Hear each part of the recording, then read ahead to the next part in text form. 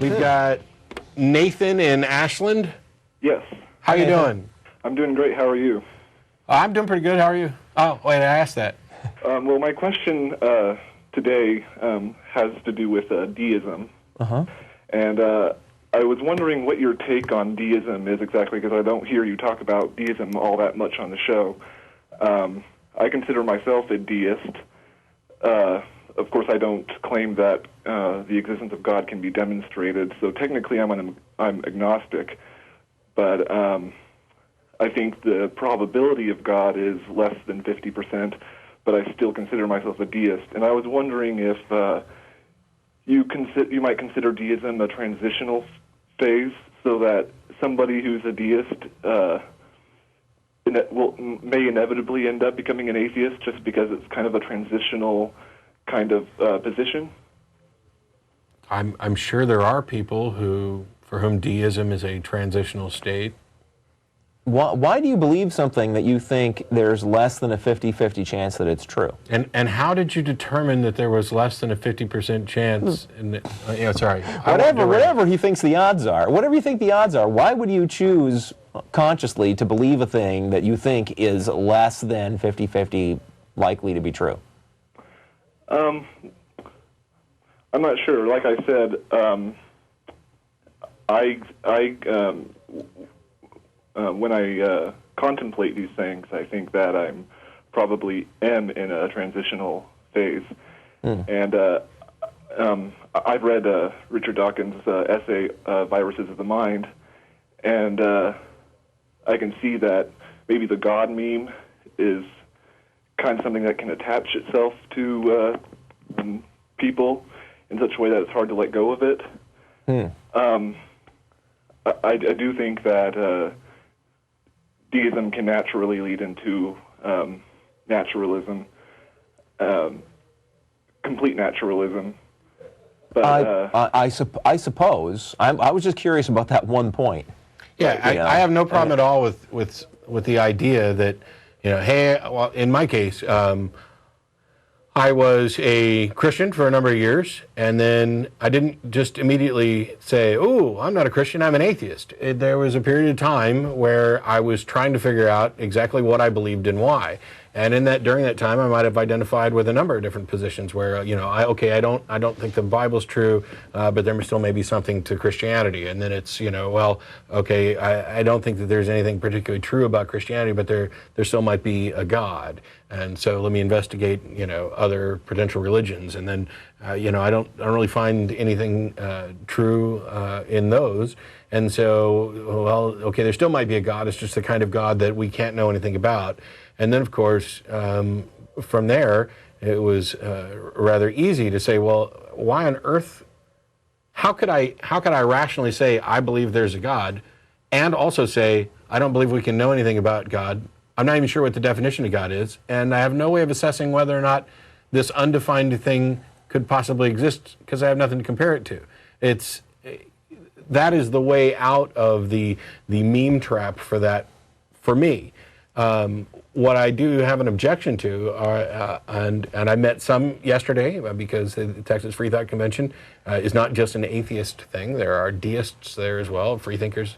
I don't begin to understand how somebody can be a skeptic, a rational thinker that is considering evidence and making decisions based on evidence, and not be an atheist. Right. Now, I'm open to being wrong on this and having discussions. I just don't see how it's possible. I don't see how people recognize, there are Christians who say, I'm a skeptic. Well, okay, you're a skeptic. You seem to be skeptical about all sorts of things except for your own religion. And if you have some divine revelation that is evidence for you, okay, that's fine. But at least, would you at least admit, I'm not you, I'm talking to this hypothetical Christian, that your beliefs aren't justified for anybody else, and by that account are incompatible with skepticism, the application of critical thinking to evidence and reason. I don't understand how deism could be considered compatible either. I guess it would depend. How are you going to define God? I mean, this is which God are you going? The deistic God, the God that wound up the universe and let it go, type thing that doesn't interfere, that doesn't in any way manifest in reality, that doesn't care. First of all, if it exists, so what? Whether or not somebody believes in it's irrelevant. But I see no reason to come to a conclusion that it existed. And everybody who's tried to demonstrate why they think it is has always resorted to an argument from ignorance of, I just can't see how the universe could have come to exist in any other way, and because I can't think of anything else, this God answer must be the answer. Maybe we just don't understand God. And that's not how skeptical thinking works. Yeah, it's not. That's just not applying the principles. Well, and that's what I think I was trying to get to. The God I see as being almost completely improbable is the personal God. And so that's how I would define God as, and maybe that's why I see deism as being transitional. And once you're a deist, as I am currently, I don't know how long that will last. Yeah. Yeah, we don't mean to. Once you're a deist, you think to yourself, well, wait a minute.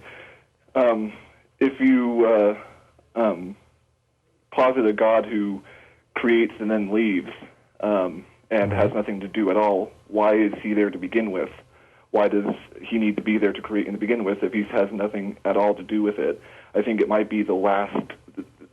I kind of see deism as the last rung on the theistic ladder. Well, that may be the case. Speaking personally, I hope that for you that is the case, but I don't think it's exactly our job to tell you what you should or shouldn't believe. We're just here to describe our positions. I certainly would prefer a world full of deists to a world full of theists. And that's the other thing. I don't have any personal emotional attachment to an idea of a God. I am perfectly fine with there not being a God. I don't have any emotional attachment at all. I do care about the evidence, and I do place evidence and skeptical thinking above emotional attachment. And but then let me ask you this question one more time, right? Because I'm still puzzled. You said earlier you think that it's less than a 50% chance that a deistic God exists. Well, I said it's less than 50% chance that a personal God exists. Less than 50% chance that a personal God exists. Oh, okay. Okay. Maybe I misunderstood. All right. Well, in any case, I can tell you exactly how long your deism will last. As long as you let it. Right. If you've already viewed this as a transitional thing, you may be on your way out of a deistic position. We could probably have a conversation where you and I, where at the end of it, you'd say, oh, okay, I guess I am an atheist, not a deist. But that's not necessarily the way things are going to end up. You've got to take whatever journey you're going to take. We're happy to answer questions and give our feedback on it. But if you're viewing deism as a pathway to atheism, then okay, fine. If what you're really looking for is permission, I give you permission. Take the next step. All right, I'm not looking for permission. I know. I'm a free thinker, I think, for myself. Yeah, I'm having fun with you. Right. And that's the other thing is I find so much common ground with atheists on virtually everything. Politics, the separation of church and state, science. I'm pretty much on the same ground as atheists, so I find a lot of common ground. And before I leave, I wanted to, just this past weekend, I wrote up a brief little few sentences of what I think is my personal definition of morality, and I wanted to see what you thought of it. Okay, go.